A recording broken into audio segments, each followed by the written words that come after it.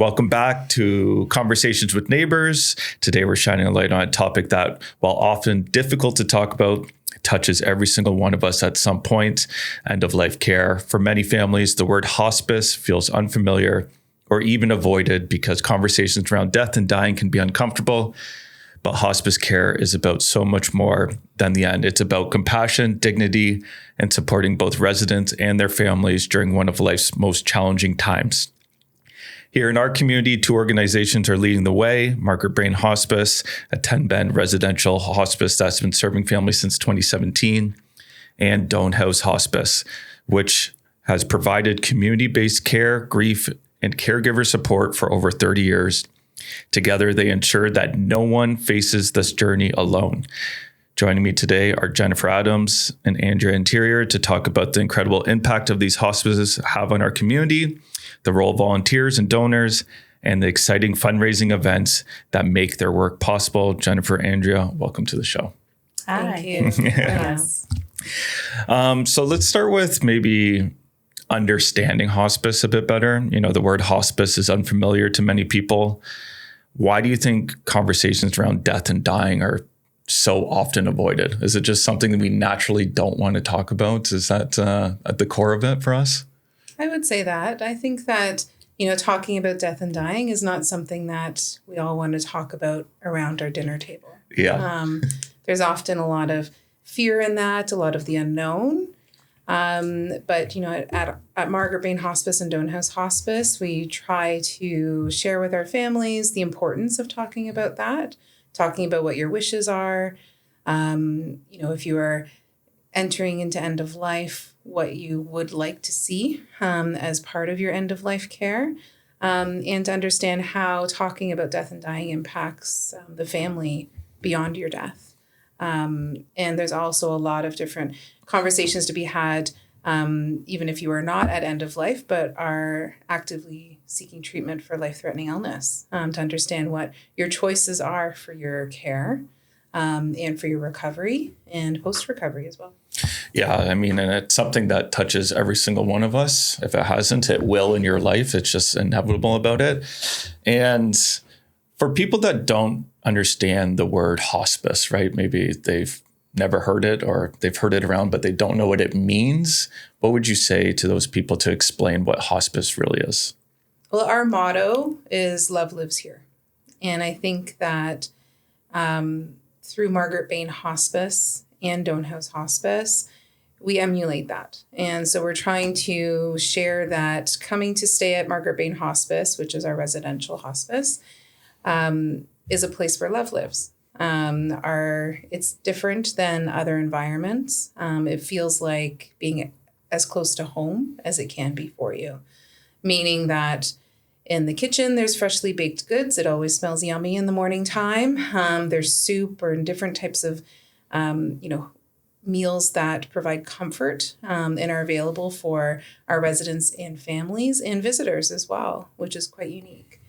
So we're really trying to provide an environment at Margaret Bahen Hospice that feels comfortable and allows family members and their visitors to just focus on building family memories and spending time with their loved one. And similarly at Doane Hospice, it's a place where people gather, where people go to access different types of supports. They might go in a group setting and gather around our beautiful kitchen table that's there, meet with other people and have connections and support with people who may be undergoing similar types of situations. So it's really about trying to create support networks to help people however they need it at times when they need them. Yeah, it's like a couple different layers to it where, at Margaret Bahen, I think you painted a pretty good picture of the environment that you're trying to set for them, something that's comfortable, that feels like home, because I think the environment is so important, right, for especially in situations like that. And then as well, too, building support networks, programs, stuff like that so people can have dialogue and talk about what's going on and shared experiences too. I think two absolutely important things for kind of that situation that people are in at that time, right? Let's talk about the environment a bit more of Margaret Bahen, right? So it's, what is there, 10 beds in there? Yes. And when is someone going to Margaret Bahen? Like, what's their situation? Pretend like I don't know anything, because guess what? I don't know anything. So like I am the viewer, the listener. That's like, how does it work? I think a lot of people are like, oh yeah, it's part of the hospital. It's not part of the hospital, right? Just because you're close to it doesn't mean you're a part of it, right? Mm-hmm. What is it laid out for me in simple terms, I guess? Yeah, absolutely. So at Margaret Bahen Hospice, people come to us for end of life care. So they've been referred by a palliative care physician. So they've been under the care of a palliative care physician, and have had conversations with their care provider and made recommendations and accepted to come to Margaret Bahen Hospice for end of life care. We get referrals from South Lake Hospital, but from hospitals across York Region, but also we have a lot of people that come from communities. So they may be at home and receiving different types of care at home, but it's at the point where they wish to move into the hospice for end of life. So they come from all different places, but they're always referred by a palliative care physician. And our team, everyone always asks if we have a wait list. And it's a complicated answer to a very valid question, because we have there is a meeting or a call that happens 5 days a week with the coordinator teams in York Region that assess the needs of the community. So all of those who have been deemed to need end of life care. Mm-hmm. And then they discuss it and figure out where's the best fit. So if somebody lives in Richmond Hill, where there is a residential hospice there, but that location doesn't have space available, or it could be that even though the resident is from Richmond Hill, but most of their family lives like in Newmarket or Aurora, because we're located in Newmarket, it might be better for them to come and stay at Margaret Bahen Hospice. So it depends on the need of not only for their care needs, but also for the family and what works best. So just because you might be on the list today and didn't get a spot because it was given to somebody else, doesn't mean that tomorrow may not open up. So it's not kind of like going in sequential order. It's case by case every day. Yeah, for sure. And what other types of services happen within Margaret Bahen, right? What goes in the building, right? And I think that's also going to then lead to the big volunteer network that you have, right? Because I think that's a crucial part of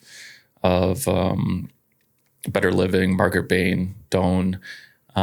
So what type of services are involved, and then lead that into kind of the volunteer network? Mm-hmm. Yeah, so I think, first and foremost, when somebody is welcomed to Margaret Bahen Hospice, they meet our care team. So we have registered nurses, registered practical nurses, and personal support workers. There is always an RN and an RPN and a PSW on staff, and 24 hours a day, 7 days a week. And so they're welcomed by that care team, and they're provided that type of welcoming where it is, they're reassured. So the resident who's coming is reassured that it's going to be a comfortable transition for them, and then their family is provided with additional supports. So of course, there's the intake process where they learn about what's available to them at the hospice. It's a big transition for a family to do that. Often somebody leaving their home, perhaps for the final time. So there's a lot that goes into that, and our care team is so incredible in what they do. Very special people. We've had lots of people refer to them as angels. And so it is, very, very supportive and amazing people who work at the hospice, especially with our care team.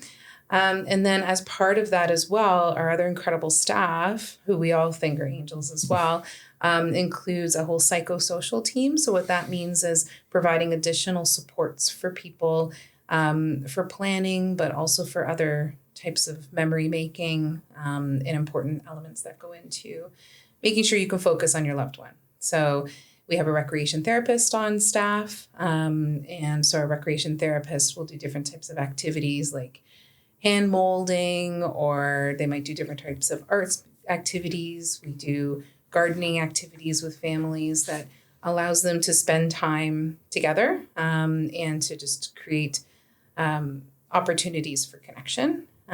We also have our kitchen staff. We have one kitchen staff, and then the rest are made up of amazing volunteers who help to bake all the goodies every morning and make the snacks and sandwiches and soup and all that, those types of things that are available for families to grab and go. So they can either grab from the kitchen or go into their, take it to go into their room. But, a lot of times families will sit in the kitchen because it's a way to kind of gather. We have had, big dinners around our kitchen table as well. And there's a living room there. So it's really trying to create that environment.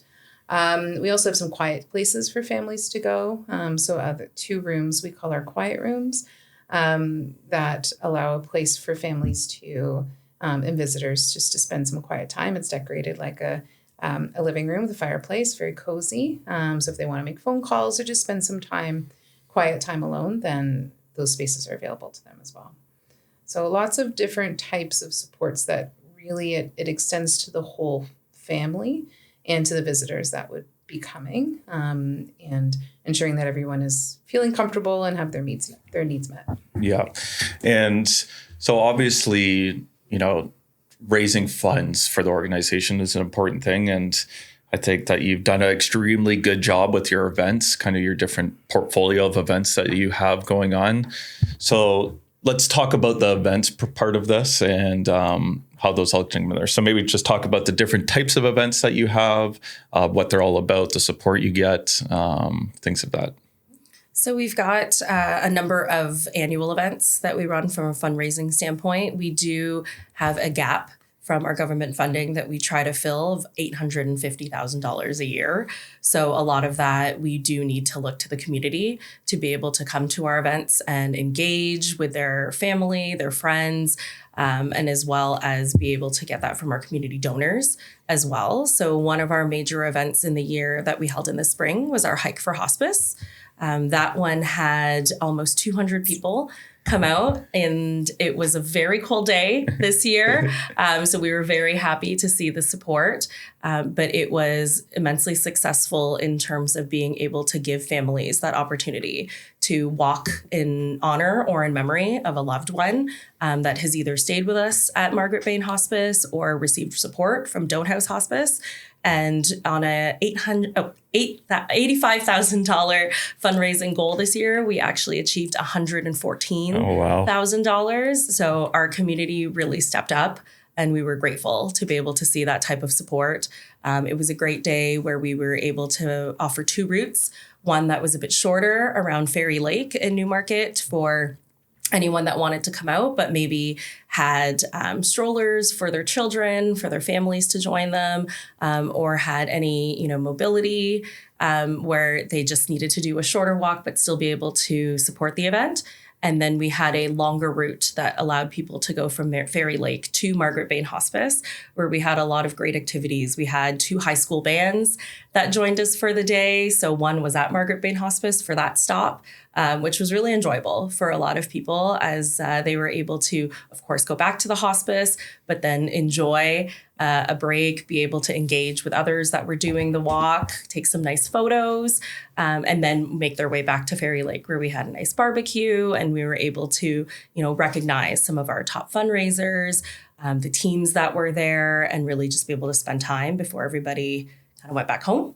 And then we just finished last week our Tee Off for Hospice, which is our annual golf tournament. This was our 22nd annual one. Wow. And just focused on the 2 hospices that we support. And that was great. We had almost a nearly sold out event, and it was a beautiful day at Cardinal Golf Club in King. So that was a great time to be able to, again, engage with the community and just raise funds.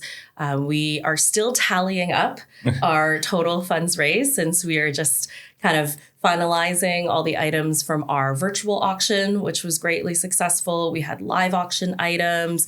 We had Fund a Need, which really shone a light on, as Jen mentioned, our wonderful kitchen and food services that we offer at Margaret Bahen Hospice. So there's a number of food costs that come along with being able to provide that for residents and families all year long. And so we really wanted to make a dent with the group that was there to be able to kind of offset some of those funds. And we got a good one coming up next, right? So will this be the final one for the calendar year before we move in? So it's Handbags for Hospice? Yes, our Handbags for Hospice event is taking place on November 5th at Stonehaven Banquet Hall in Aurora. So we're excited about this one because it's a bit of a unique event for us, where we have lots of different options for people to engage and support through fundraising initiatives throughout the evening. It's an evening event from 7 to 9 p.m. and it has live auction items. It has purse raffles. It's got what we call What's in Your Purse, which is a mini wall that we find very exciting because it's got a surprise, either gift card or you win a specialty good or service item from all local businesses that are able to donate and support the event for us. And then it's run by a really dynamic MC of ours who's able to, really engage everyone that wants to be able to kind of mix and mingle, but also support a great cause throughout the evening. I love that. When is it? When is that one? November 5th. We'll make sure to put that one in the show notes for anyone that can get involved in that. Besides like the fundraising aspect of it, I think it's another key part with the great events that you're doing is kind of the community connection, right? Kind of awareness of who you are and what you do as well. And then as well, bringing the community together again in a space where everyone's going to be experiencing this in some way, shape, or form, right? Either they have experience too, and they can kind of shine a light for that people that are going through it, or kind of having open dialogue about, again, who you are, what you do, and what makes you so great. So maybe just talk about the community kind of supporting, getting involved, whether that's through the volunteers, through the events, and how important that is for you. Yeah. Yes. We couldn't do what we do without the support of our community from all different aspects, right? Andrea shared about the events that we run this year, but we also have people who run events in the community in support of us. So it's quite remarkable when people will give up their time to organize efforts and raise funds to donate to either Margaret Bahen Hospice or Doane Hospice. And we're also always very humbled and grateful for families who may choose us as their charity of choice to ask for donations, either in memory or in honor of a loved one, or even as part of a celebration of some sort. We find that to be one of the largest honors that we have, to know that our hospices have provided care to the individual and to their family member as part of their palliative care. So we're very, obviously very thankful to the community that supports in that way. And again, like that community support also extends to our volunteers. We have well over 200 volunteers that help us in all different types of capacities. So whether it's through Doane Hospice, helping with the different programs that we run in that location, helping with outdoor work at that location as well. So Doane Hospice is located at Yonge and Eagle in Newmarket.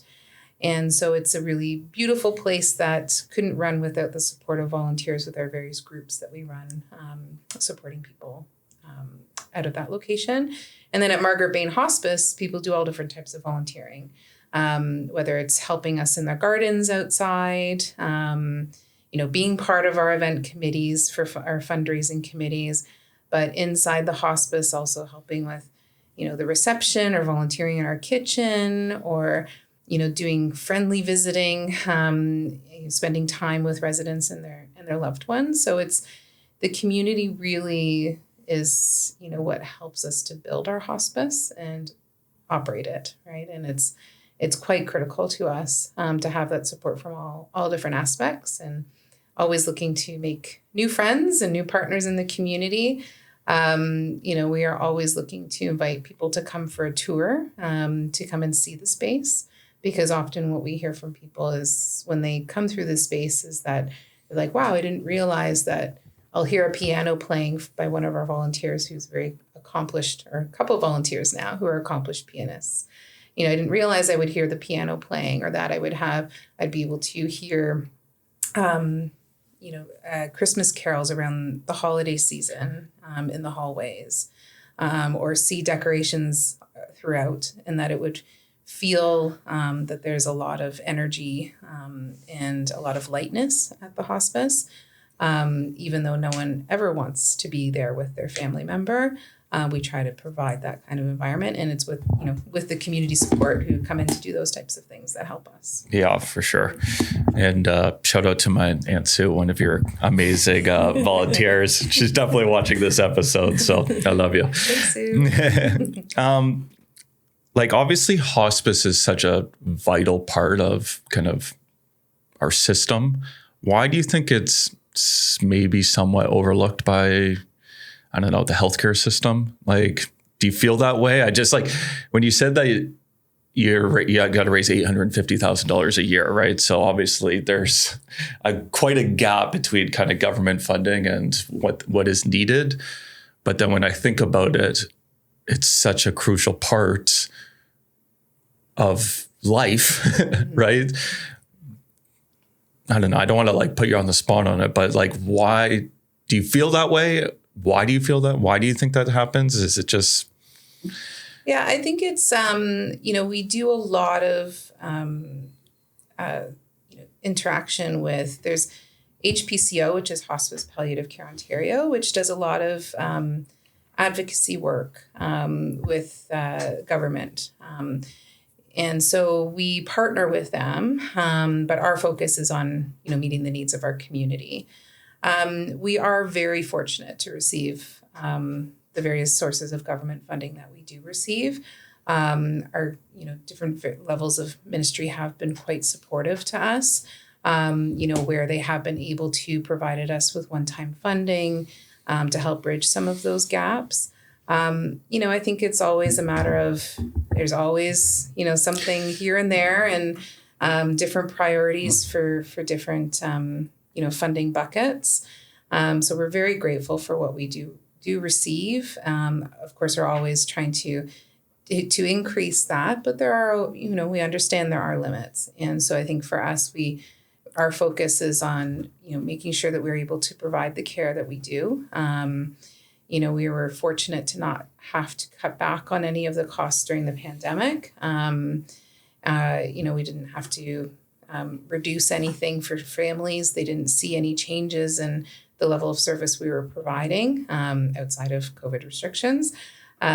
So we were fortunate to have that base funding from the government, or various ministry sources. So it's hard to say. Yeah. Yes, of course, would we love to have more funding? Absolutely. Everybody wishes for that. And that's why not everybody has it, because everybody's wishing for that kind of thing, right? Yeah, I guess, they're trying to allocate the dollars as best they can.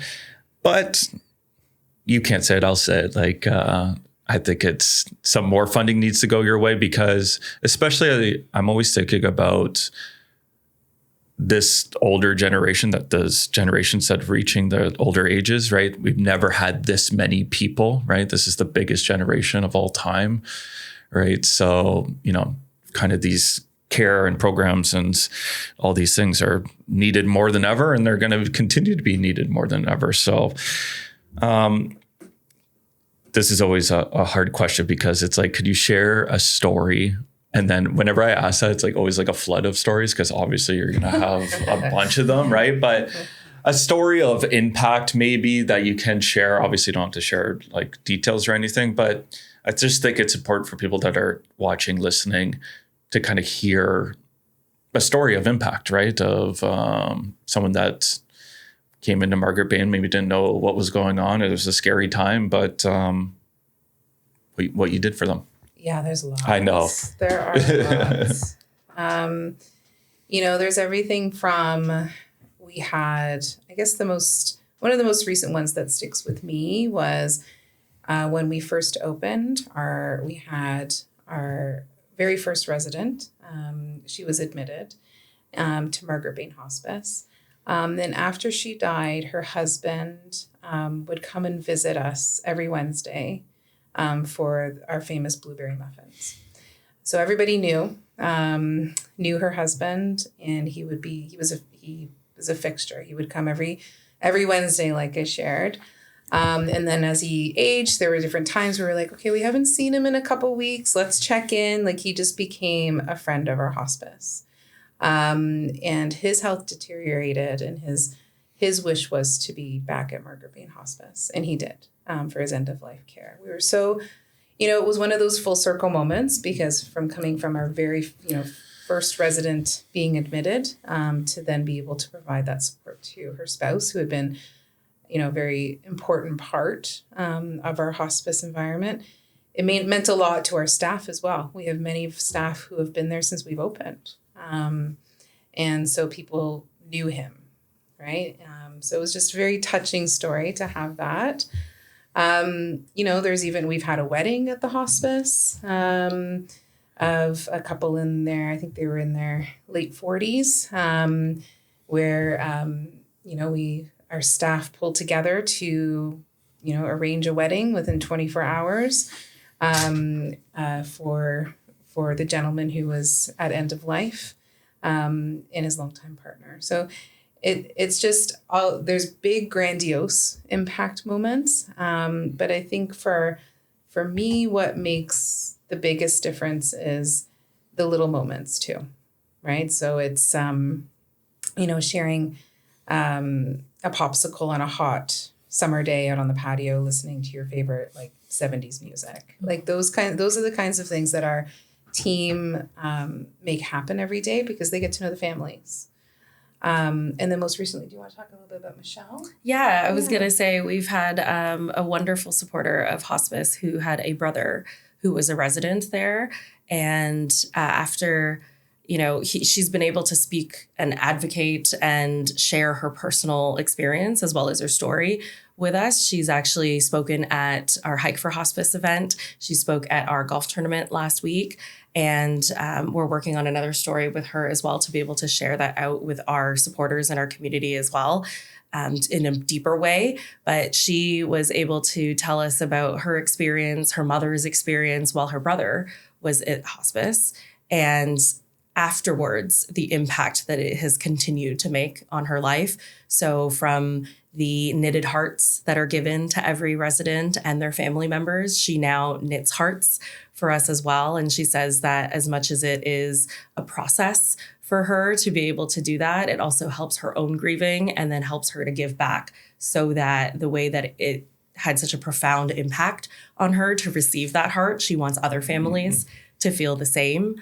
And, to be able to also walk in our Hike for Hospice. They bring together a huge group of family. Her brother's kids come out, her kids come out, a lot of their friends and family come out, and they've been supporting for the last 3 years since her brother passed. And so they're working their way to, raise as much money. And she's been so wonderful to us to be able to share her personal story and be vulnerable about it, but to do that in a way that hopefully other families will be able to also get that type of experience. And, through, she always says it's, of course, the hardest time in her life, but being able to do it somewhere that felt like she was being taken care of and her brother was being taken care of was just really impactful to their family. Yeah, I love that. As we close up here, for someone who might be learning about hospice care for the first time today, what do you most want them to take away from this conversation?